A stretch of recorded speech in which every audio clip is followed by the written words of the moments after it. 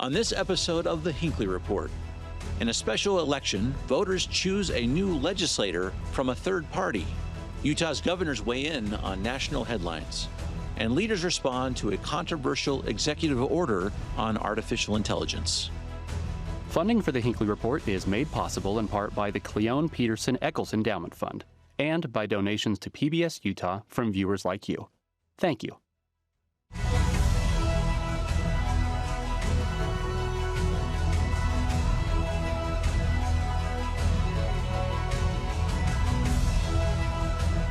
Hello, and welcome to the Hinckley Report. I'm Jason Perry, director of the Hinckley Institute of Politics.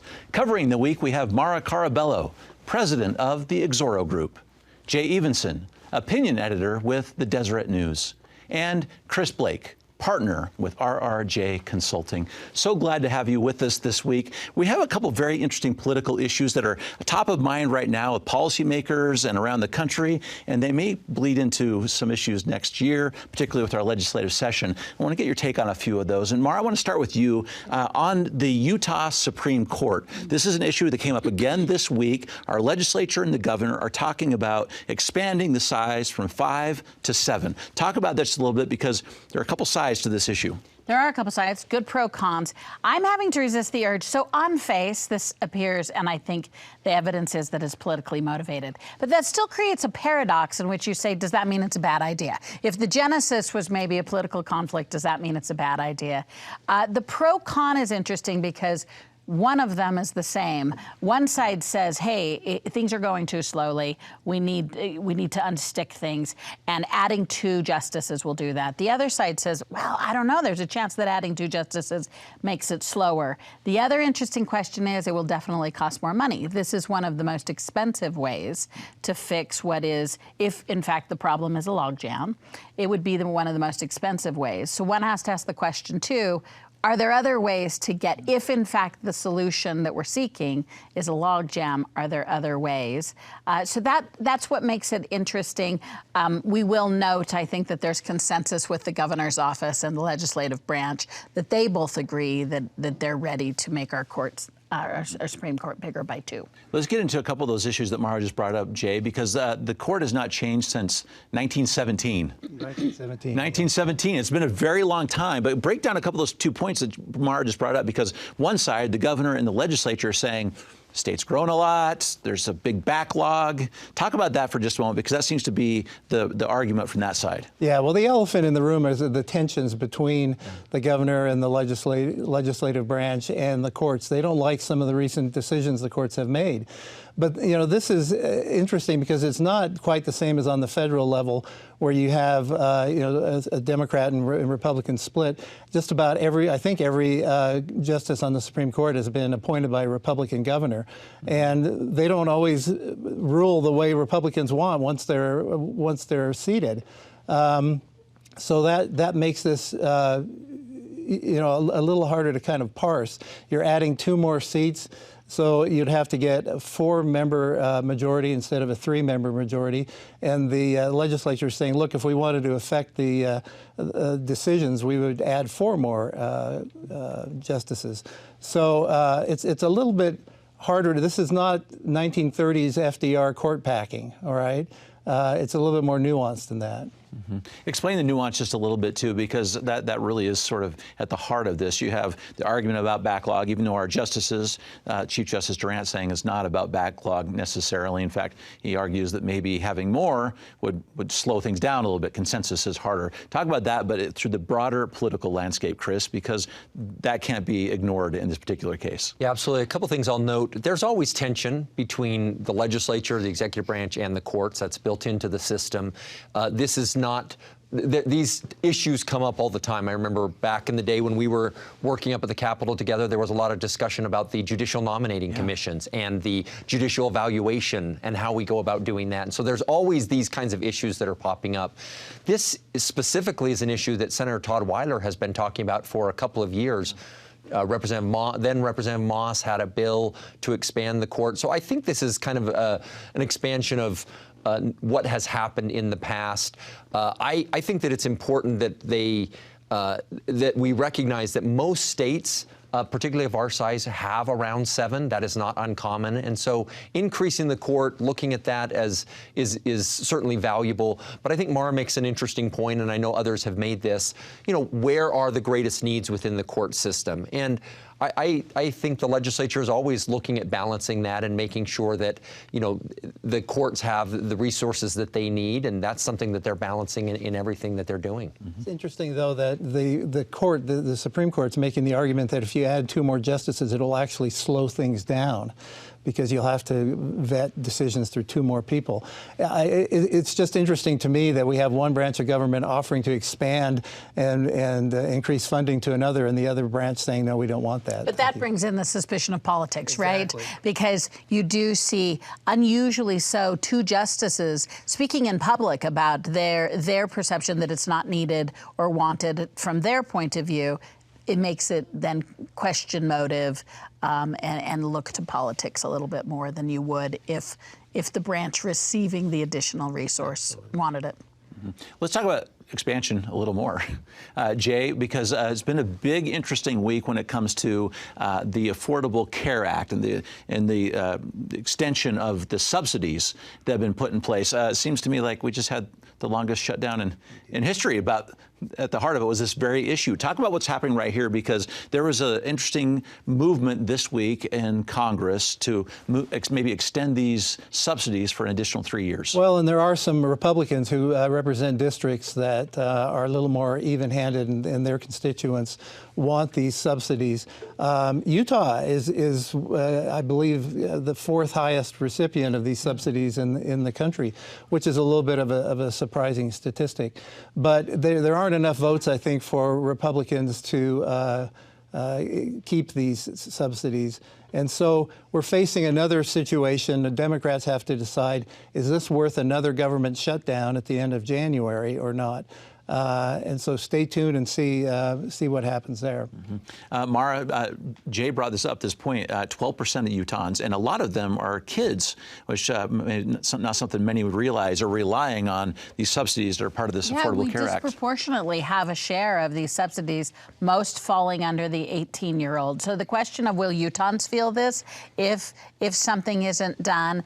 But I think where most of us are frustrated, so at the risk of just pointing out the problem, not the solution, I think where most of us are frustrated on this is this represents congressional gridlock, it represents gamesmanship, but it represents a chronic not being serious about our health care. American health care is very, very, very, very expensive.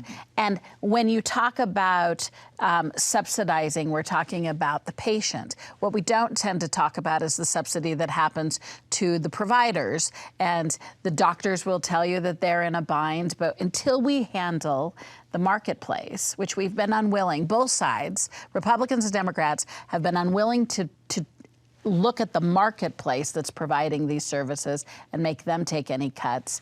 Now we're back to not talking about the substance. We're talking about the gamesmanship of politics and another deadline to see if Congress will slip it. I think you nailed it absolutely, Mara, here. I think congressional gridlock, not looking at the issue, the core issue, is what is causing this problem. Should the subsidies be extended, expanded? I don't know. But that goes back to what is the plan? We've kind of They've changed so dramatically through court actions and other things what is actually happening with the Affordable Care Act. And so now you have things like subsidies that need to be done to meet certain populations. And I think, to enter into that political crassness, I think that part of the problem the Democrats had with the ACA subsidies in the past was the pain hadn't hit yet. And so it could be a very different equation come January when people actually see these increases coming in, and how people start reacting to that, I think could be a lot more significant. And Republicans could, rue the day that they didn't extend this when all of a sudden the pain is actually hitting people and they're starting to hear it, and that's being amplified. Republicans have this talking point that you can get subsidies if you earn up to 400% of the poverty level, which is $60-something thousand per year.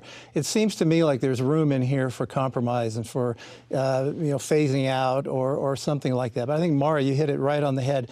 We have this habit of trying to hit the symptoms instead of the actual disease, right? And so the problem is that healthcare is too expensive. I made this point a couple of years ago on this program when they were talking about tuition forgiveness. The loans are not a problem in our education system. It's the cost of education. We never want to really hit at what the problem is because that takes hard work and it takes compromise. Mm-hmm. Now, Mara, these subsidies end on December 31st, if not extended. To break the logjam a little bit, we did have 4 Republicans this week in the House that said they're willing to move forward at least to have this vote.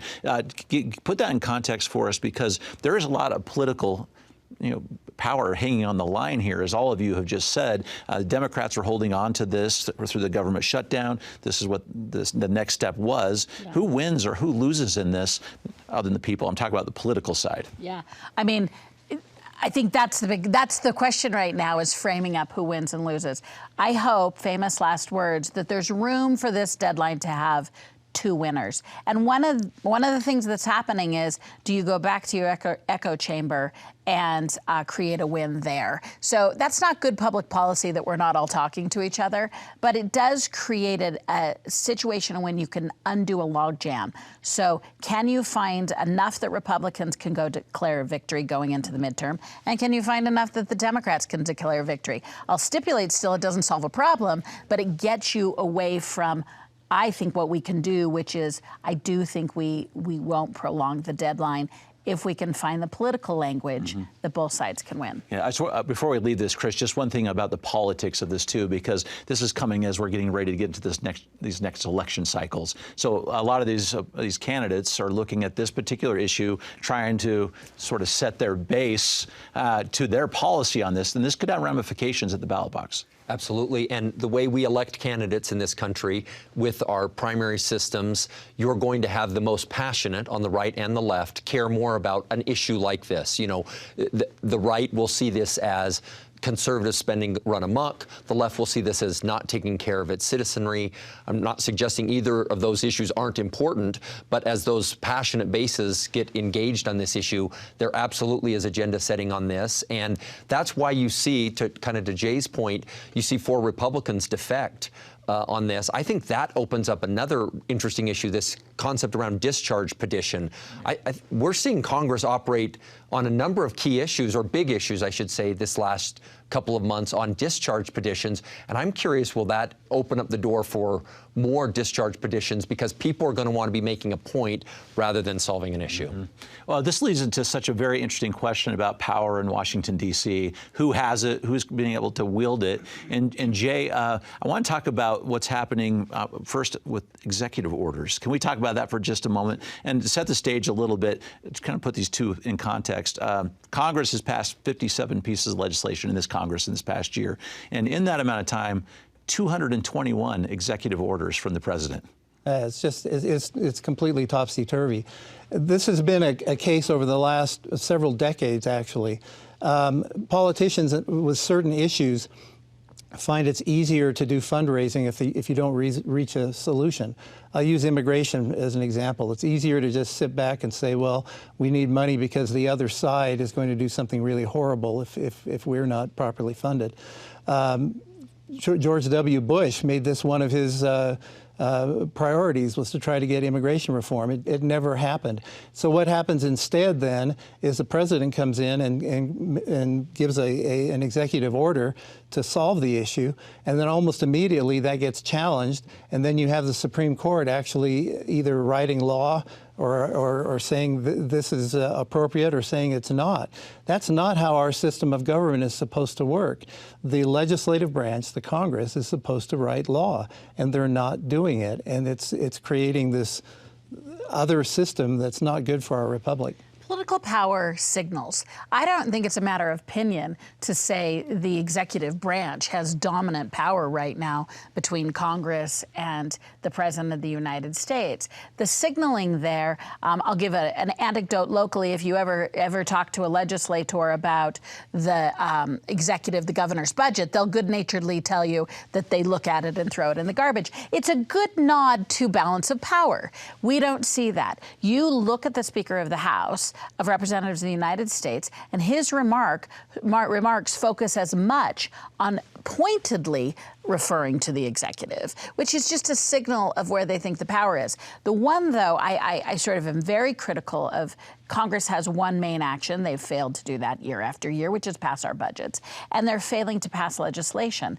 But the one thing we need to remember is that for as much as I criticize our elected officials, without doubt, they are a reflection of us. They are a mirror of us. So if we start rewarding independence, if we start not rewarding ideology, but rather rewarding decision making, if we give them the room to decision make, if we elect people, not who we like, but rather who will take action, they will adjust to our expectations of them. Mm-hmm. You know, it's interesting. I'll give President Trump credit on the executive orders. The man does understand and know good TV and what sort of sells, because the way he presents it all is very different, right? He loves to put on the big show when he goes about doing it, as opposed to other executive orders that, you know, just get signed in sort of the normal course of business. And President Trump loves to really tee it up. It does frustrate me from two perspectives. One, I'm old enough to remember when Republicans complained about executive orders. And so the fact that we're sort of running amok makes me a little bit frustrated that we don't have any consistency. Now that Republicans are in power, it's okay to do executive orders. But more importantly, Congress has given up its appropriation power. You look at what's happening within the executive branch and impoundment and changing where appropriations are going and some of these things. If I was a legislator, when I worked there, we would have lost our minds that the executive branch isn't carrying out the orders of the Congress. And so I think Congress has to instill its power, not because they think, oh, the executive branch is run amok, but this is the power that they have given to them by the Constitution. And if they care about that, they should care about that power and how things are being implemented at the executive branch level. And right now it feels like they just don't care or aren't paying attention to it. There's evidence of that the public kind of understands what's going on. And we did a poll with the Hinckley Institute of Politics. The Deseret News did. Deseret News did, yes. And asked the three branches of government if we felt that they were exercising too much power. 52% said they felt the executive, the president, was exercising too much power. That was much higher than what they said for either of the other branches. I think the courts was like 20-something percent. 29, and Congress 37. So people are paying some attention. Before we leave this, Mara, just come back to your point that you made a moment ago, is Senator Curtis, Congresswoman Malloy, just this past week, we're starting to have more comments about how the oversight needs to increase of what's happening, not just the executive branch, but overall, and this is, I guess, what Chris was saying as well, is their responsibilities to oversee these things and to reclaim some of that power. We should expect from our members of Congress to identify and claim their power, and we shouldn't see that as adversarial. We should see that, as Chris well said, their action within their constitutional duties. But we do need to insist that they start saying it to us. We don't have to throw the bums out, but let's bring it up as issues.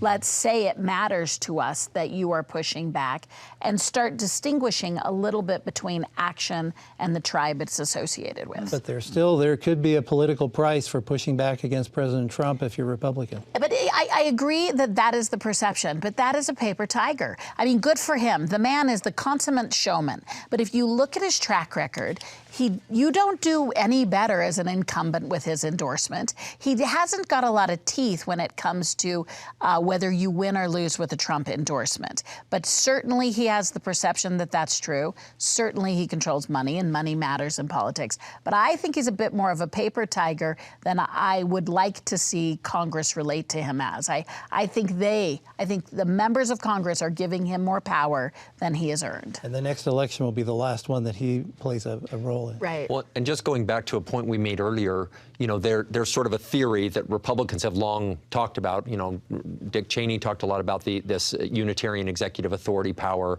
and the court right now is giving the executive branch a lot of leeway in terms of how they approach some of these things. You know, I just noticed this week that the FCC commissioner was testifying before Congress, and they removed the word independent. You know, this goes to what is the executive branch's power. And so all of the branches right now seem to be ceding a lot of that power and authority to the executive branch. I don't like that. I don't think it's the way our system is set up, and I'd like to see some of that pulled back. I'm sure once the power dynamics switch in Washington, D.C., everyone will change positions and agree, oh, we should have less power there and more power here. I wish we could get to a more consistent idea of how those powers are utilized and where they're properly situated, because it would allow our government to function on the issues that matter, as we talked about. But Jay brought this up, and this bookends to the first subject, is that when Congress and the executive branch don't exercise their power, it then falls to the judiciary to be the decider. So if you don't like what you see as too much judicial rulings, then look to the executive and legislative branch and ask them why they're failing, which leaves only the judiciary to make the decision. Jay, this leads perfectly into what we might see as another executive order. It's interesting. All the states are trying to do their own thing in artificial intelligence. This is a big financial issue. It's something big for the states. And this week, our congressional delegation and our state leaders are pushing back on an effort to take the national level all control over AI. Well, this goes to the question of federalism, and a key part of what it means to be a conservative. Our states are supposed to be laboratories of democracy, and they're supposed to be the place where we test out ideas to see what works and what doesn't. Utah has been a leader in AI legislation, and now the president says, no, we want a top-down type of a thing with AI. So we are seeing local government, or I'm sorry, state government pushing back on that, and some of our delegation as well. And they're not alone. Other Republicans around the nation are pushing back on that as well. Chris, that's just an interesting dynamic, because they are Representative Fia here from the state of Utah. Even Congressman Moore has been talking about this as leave it to the states as this laboratory, as we just talked about. Yeah, and I'm sympathetic to the AI companies. I shouldn't be, because they're huge, massive conglomerates. But I am sympathetic to how that they develop a technology within the state boundaries and state lines, and it's not even a national technology, but it expands beyond that. And so it is a difficult challenge that as they're trying to, monitor and deal with those different issues. But it goes to the problem. There haven't been clear guidelines given, and because of some of the impacts of social media and people awakening to this concern, they're concerned about what AI is going to result on its impact for children. That's where the majority of the regulation in Utah that we're seeing is, what's the impact this is going to have on our children? We don't want to repeat the same mistake we just made with social media. And so I think it's going to be interesting. Will Republicans sort of revolt that the state, a power that they feel like they have on this issue, is being taken from them in some way? And sort of to rephrase that, I have been taught generationally to have an expectation of Utah Republican leaders. One of the expectations is federalism. We have pushed for states' rights for generations.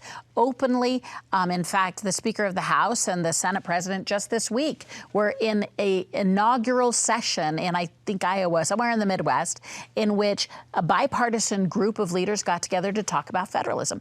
That we were leading that charge. We have led the charge on social media. We have led the charge on local control. We've led the charge on concern with technology and regulatory environments. All of this, they have taught me. It's all come from a conservative point of view. And my expectation is you don't change your philosophy and you don't change your approach to good government based on the issue.